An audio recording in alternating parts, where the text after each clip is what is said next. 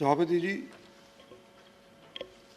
सबसे पहले तो मैं धन्यवाद करना चाहता हूं माननीय सदस्य विनय सहस्रबुद्धे जी का कि इस किस्म के बिल ला करके इन्होंने मॉन्यूमेंट्स और आर्कियोलॉजिकल साइट्स के ऊपर प्रकाश डाला है। जिस भाव से ये लाए हैं वो मैं समझ सकता हूं, उस भाव से मैं सहानुभूति भी रखता हूं, लेकिन उसका मैं समर्थन नहीं कर सकता।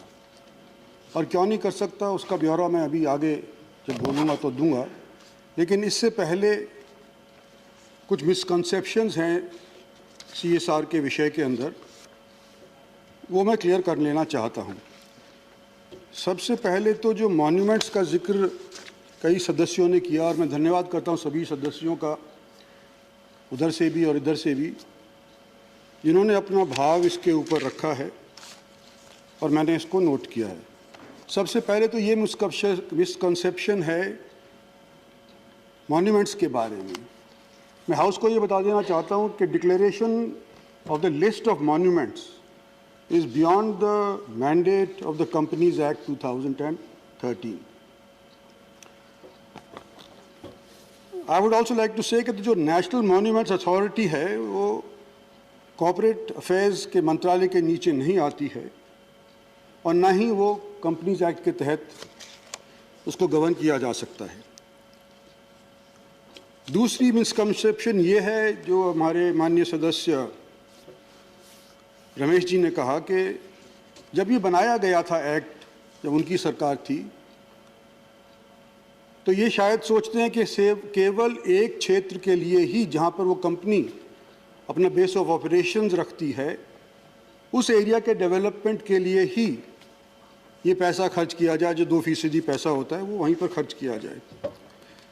लेकिन भारत सरकार की तरफ से आज इस तरह की कोई सोच नहीं है। एरिया स्पेसिफिक पैसा किसी को मिले, किसी डिस्ट्रिक्ट को मिले, उसके लिए अलग प्रावधान है। वो है mines and minerals development act, which provides for the creation of a district mineral fund, which specifies spending of funds in that local area itself where the mining takes place. Now, having cleared these two misconceptions, I would like to move on further.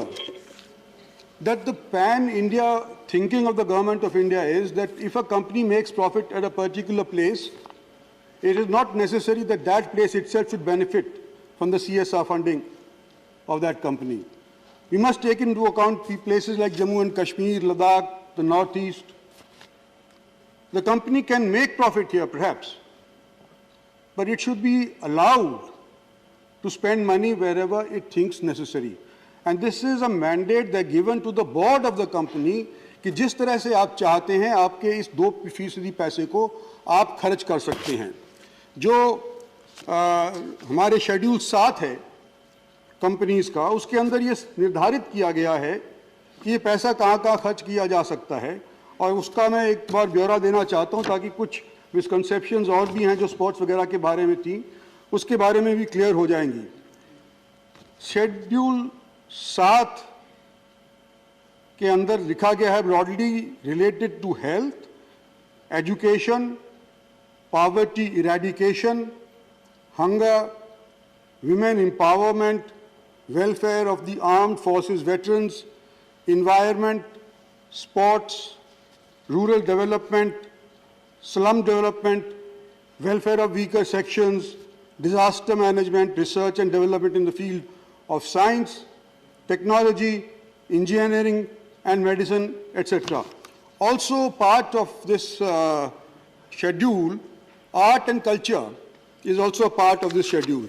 So, under the CSR activities that have been undertaken since 2014, उसका मैं ब्यौरा देना चाहता हूं जनाब कि शुरुआत के अंदर जब ये 14-15 का फाइनेंशियल ईयर आया था, उस टाइम से 117 करोड़ आर्ट एंड कल्चर के तहत, जिसके अंदर मॉन्यूमेंट भी आ सकते हैं, आर्किटेक्चरल साइट्स भी आ सकती हैं, 117 करोड़ रुपया खर्च हुआ था 14-15 के अंदर।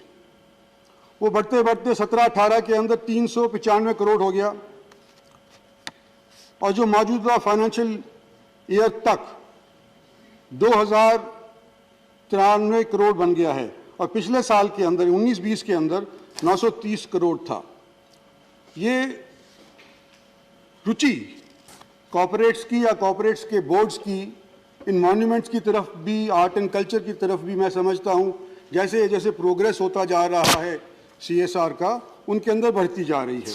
तो मैं एक तो ये कहना चाहता हूँ कि जहाँ स्पोर्ट्स की बात है, नेशनल राइफल एसोसिएशन का जिक्र आया, न केवल नेशनल राइफल एसोसिएशन या शूटिंग, कोई भी एक्टिविटी स्पोर्ट्स की हो जो भारत का नाम विदेश के अंदर प्रसिद्ध कर सकती है, चाहे वो पैरा ओलंपिक्स की हो या एबल बॉडीड स्पोर्ट्स की हो या व्हील चेयर स्पोर्ट्स की हो, चाहे स्टेट्स के माध्यम से बाहर किसी को भेजा जाए ट्रेनिंग के वास्ते, वो सारी की सारी मैडम कवर्ड है, ऑलरेडी कवर्ड है।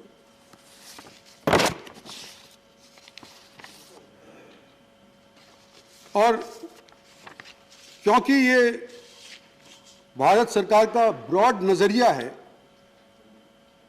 इसका मतलब ये नहीं है कि हम जो राष्ट्रपति जी ने कहा है उसको नजरअंदाज करना चाहते हैं। हालांकि ये कॉर्पोरेट मंत्रालय के या CSR के तहत हमारा मैंडेट नहीं है कि हम उनको पाबंद करें कि इस चीज़ के लिए खर्च करें, लेकिन अनौपचारिक तौर के ऊपर इसके बारे में चर्चा ज़रूर हो सकती है। और जब हम चर्चा करते हैं, भारत सरकार की तरफ से करते हैं, MP के तौर पे भी कर सकते हैं, तो मैं समझता हूँ कुछ ना कुछ ख्याल कॉर्पोरेट्स के दिमाग के अंदर आएगा भी, और हम फिकी जैसी संस्थाएं हैं जो इनको रिप्रेजेंट करती हैं कंपनीज़ को, उनसे ये चर्चा ज़रूर कर सकते हैं। और आने वाले समय के अंदर मैं ये उम्मीद करता हूँ कि हम सब मिलकर के, हाउस के सभी सदस्य जिन्होंने हिस्सा लिया है इसके अंदर, ये सभी मिलकर इसके बारे में चर्चा करते हैं, तो मॉन्यूमेंट्स के ऊपर भी आने वाले समय के अंदर कुछ और फालतू खर्चा under the art and culture head will take place. So my request to the honourable minister is that everybody who has spoken today, except for a few who have not accepted that monuments should be preserved, the sense of the House is that monuments should be preserved. This is our historical legacy. It should be preserved.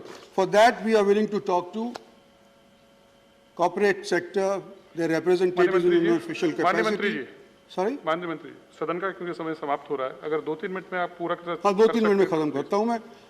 मेरा निवेदन सिर्फ इतना ही है, 2-3 minute के लिए जी please you continue. मेरा निवेदन इतना ही है राष्ट्रपति जी से कि फिलहाल ये आपने हमारे संज्ञान के अंदर, भारत सरकार के संज्ञान के अंदर, प्राइम मिनिस्टर के संज्ञान के अंदर ये बात ला दी गई है, तो कृपा करके जो मैंने कहा है उसके विचार में सोचते हुए इस बिल को कृपा करके आप वापस ले लीजिए। Thank you.